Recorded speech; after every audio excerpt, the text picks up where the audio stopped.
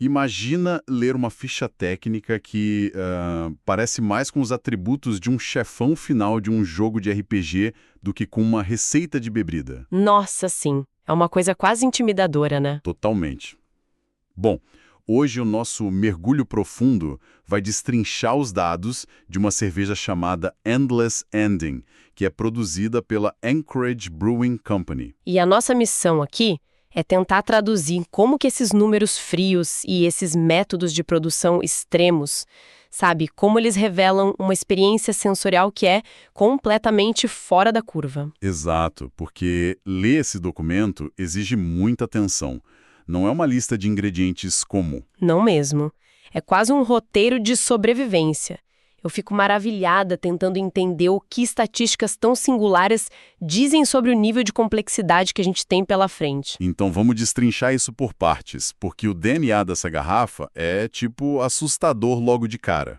Certo. Oficialmente, ela é catalogada como uma American Strong Ale. Mas aí entra um detalhe super importante. Não tem nenhum registro de IBU na ficha. Que para quem está ouvindo é aquela medida padrão de amargor que a gente usa para equilibrar o doce do malte na cerveja, né? Isso. E ela também não é uma colaboração e não tem uma safra específica. O que os dados mostram de fato é que ela é uma fusão de dois pesos pesados. E que pesos pesados? Uma Imperial Stout, que costuma ser aquela cerveja densa, escura, com notas bem fortes de café e torra, e uma Barley Wine. Que é literalmente o extremo oposto. É uma bebida incrivelmente doce, licorosa, bem maltada. E a grande chave para entender essa bebida está no próximo passo, que é o método de maturação. Ela passa longos 18 meses, 1 ano e meio, É muito tempo. em barris de carvalho duplo que antes guardavam bourbon da destilaria Woodford Reserve. Esse detalhe do carvalho duplo muda tudo. Mas espera, deixa eu tentar entender a lógica por trás disso, porque eu fico chocado. Uma Imperial Stout já tem um sabor torrado super agressivo. A Barley Wine é uma bomba de açúcar. Sim, é muito intensa. Se a gente tranca essas duas coisas juntas num barril que ainda tem resíduo de um whisky doce tipo bourbon, e sem IBU declarado para amargar isso, não deveria virar, sei lá, um xarope enjoativo? Um monstro de Frankenstein engarrafado, né? Exatamente.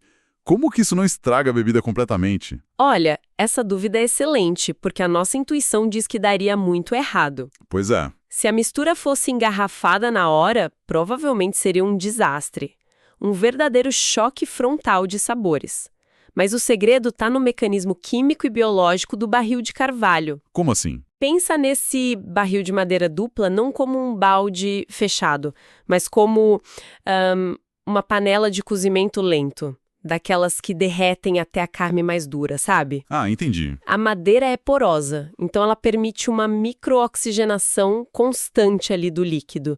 E, ao mesmo tempo, a parte interna carbonizada do barril age como um filtro químico natural. Então a madeira não adiciona só sabor, ela meio que transforma a estrutura química. Exato.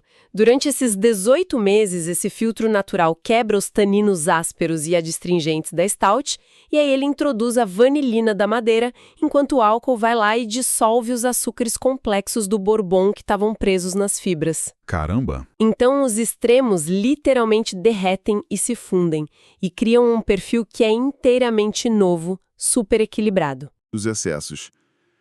Mas, tipo, se esse líquido passa 1 ano e meio lá dentro, evaporando e absorvendo toda essa estrutura, A força sobe muito. vai lá em cima. Olhando as estatísticas, os números mostram um teor alcoólico de massivos 15,5%.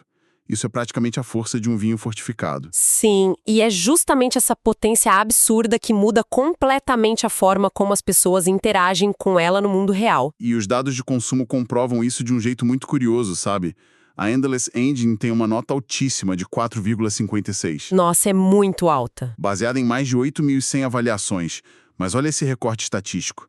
De quase 11 mil registros totais nesses aplicativos de degustação, mais de 8.700 são de bebedores únicos. Caramba, a grande maioria. Sim.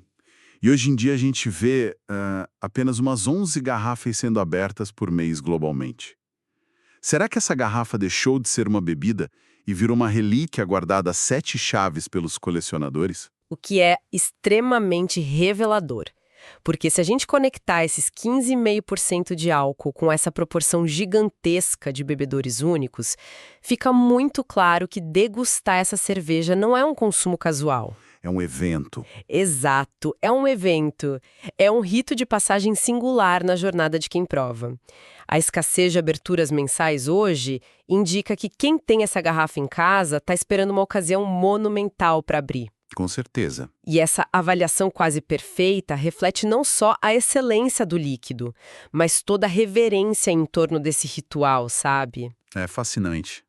No fim das contas, a Endless Ending serve como uma aula magna sobre processos. Totalmente. Ela prova que ter paciência absoluta e a coragem de cruzar essas químicas que parecem desastrosas no papel, isso pode sim gerar uma experiência de elite que é validada por milhares de pessoas. Sem dúvida nenhuma. Fica claro que a verdadeira complexidade artesanal vem de entender intimamente como os elementos reagem ao tempo, né? E não apenas de jogar ingredientes caros num tanque. Verdade. Bom, voltando à nossa analogia do chefão de RPG do começo. O grande desafio. Isso. Nós vimos a força bruta dos 15,5% de álcool, a armadura pesada do carvalho duplo e os milhares de aventureiros que registraram essa vitória sensorial. Uma jornada em tanto. E aí fica esta provocação final para a reflexão de quem nos escuta. Se um líquido exige 18 meses no escuro, filtrando quimicamente a essência de barris antigos para alcançar o seu ápice... Qual seria a fronteira? Exato. Qual é a fronteira exata entre uma simples cerveja artesanal e uma verdadeira cápsula do tempo engarrafada?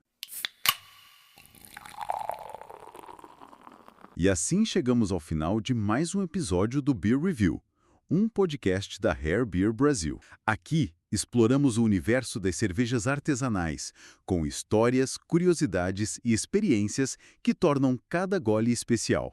Beer Review, Rare Beer Brasil. Se você curtiu, siga o podcast na sua plataforma preferida para não perder nenhum episódio. Compartilhe com amigos que amam descobrir novos sabores e histórias. Beba menos, mas beba melhor. Até o próximo episódio e saúde!